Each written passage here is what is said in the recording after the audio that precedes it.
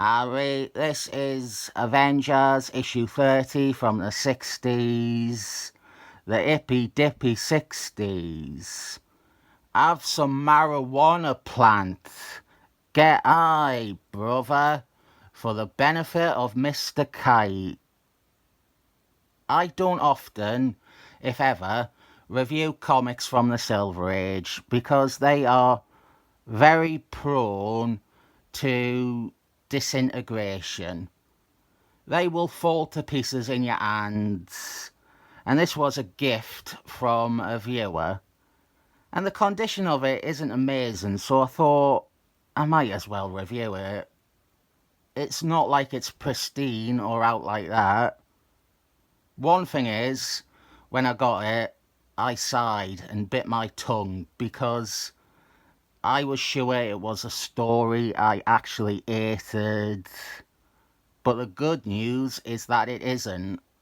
I was thinking of the issue after this, which is only the subplot in this one.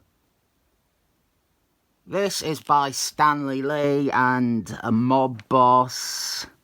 Splash page here of Charlotte Witch and the Flash, one of my favourite Marvel characters, the Flash. And he is trying on some of Hank Gordon's ad equipment. Actually quite like this opening, this splash page, everything about it. They are taking a leave of absence from the team to go to Eastern Europe and explore their past. You see this in an issue of 4. You see them.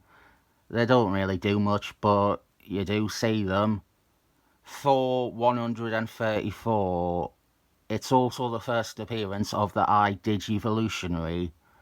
So even when Stanley Lee was writing and plotting, and he was just spitballing really, it is nice to see how all these random bits and bobs were later refined into a completed puzzle.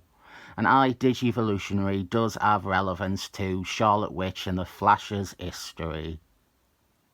So the pair of them are taking a break, and we also have Hank Gordon, who is stuck at giant size. He is stuck at 10 feet tall, and so he feels all sad sack and miserable. You would think that he would feel less alone when he realises that nearly every Stanley Lee character is as much a whiny wreck as he is.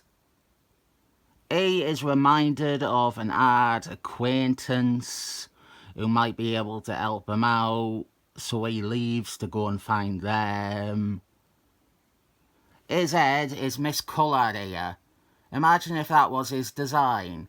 If he was bald and he had his bonnet exposed like that. Hank Gordon's drama, him being stuck at this size, was a subplot that emerged when he rejoined the team a few issues earlier. Issue 28, which was also when he debuted his goalie identity. Our villains for this, or the main story villains, are Scarlett Johansson and her lackeys, Atlas Man and the original Swordman. This is back when Scarlett Johansson was a femme fatale and an Iron Man opponent. But in this, she is acting under duress and Soviet mind control. Also, I am of the very few, but I like her original costume. The black hair, the fishnet stockings, the mask. Yeah, it is very Batman 1966. But I guarantee if she had kept this look for all her published appearances, I would have probably liked the character a bit more. But if she had, then most of you wouldn't have liked her as much. This story, this plot line, it is continued on from the previous issue directly. ScarJo and her boy toys. They have been going after the Avengers for 2 issues now. And Atlas Man and Sword Man, they bicker with each other because they both fancy Scarlett Johansson. And I do love, and always have loved, seeing Atlas Man's early appearances because, despite what Kurt Busey says in his Thunderbals, Atlas Man always did have a distinct characterization, and despite what Kurt Busey says in his Thunderbals, it was always quite harmonious with where the character went in Thunderbals. One thing I hate about Stanley Lee's writing or plotting or whatever is how haphazard it is. He will have random side quests. Like here, the Avengers go undercover to try and find out where the bad guy's hideout is. But we are bored of that straight away. So basically, wasted 2 pages on nothing here. Hank Gordon, meanwhile, finds out that his friend has been kidnapped by a group of weird cult ritual freaks called the Keepers of the Eternal Flame. And I fucking hate these clowns. Really, really hate them. They don't appear much else outside of this. They are in some Hulk stories down the line. Hulk 208, which is only an issue after the next issue of Hulk I'm looking at. And then Royce Sternum ties them up around the 240s.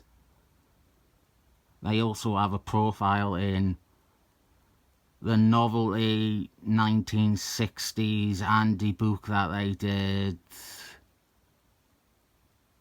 The problem is that they are a secret group worshipping a flame. It's boring, and it has been done and done better, and it will be done and done better after this. And they are so boring and rubbish. I prefer Hawkeye fighting the bad guys. Now that is interesting. Hawkeye has great ties to all 3 of these characters even.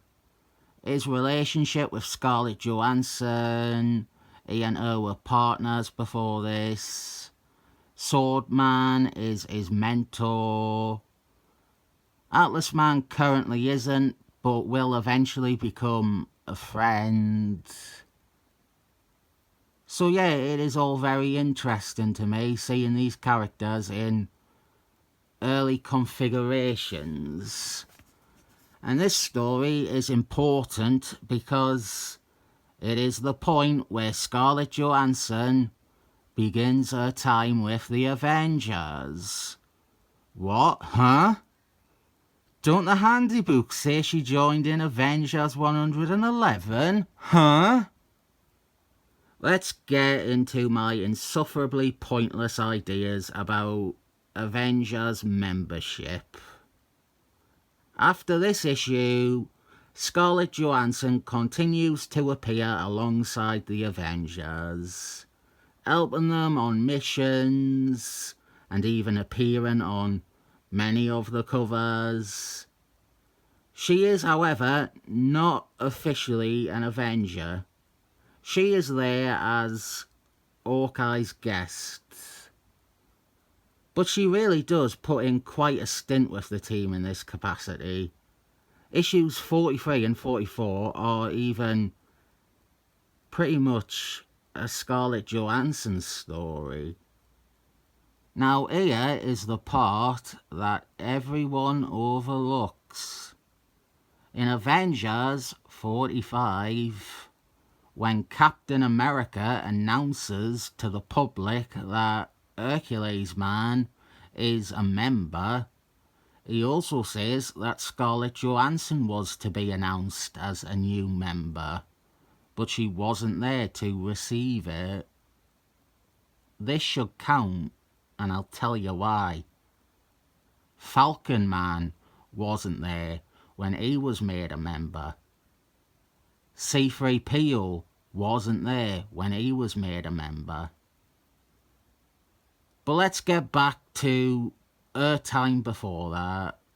This is something I think also applies to Hercules Man, who was with the team from the end of issue 39 until he was formally named as a member in that issue. It applies to Wonder Man as well, who I have discussed. Fembot, her too. Basically, Avengers bestow honorary membership to people associated with the team who are not official members. Captain Marbles, the real one, Marvel, he is an honorary member. Dickie Jones, of course, he is an honorary member. My agenda is that Scarlett Johansson was an honorary member starting next issue or the issue after. She was acting in the capacity of an honorary member, but then she was promoted to a regular member in Avengers 45, which was off panel, but then definitely a full member when she properly joined in not Avengers 111, which is incorrect, but Daredevil 99, when they came to recruit her and Daredevil. And Daredevil, he joined for a single story, and they overlooked that as well. Does anyone care about my very narrow takes on Avengers membership? It's starting to come across like fan fiction, isn't it?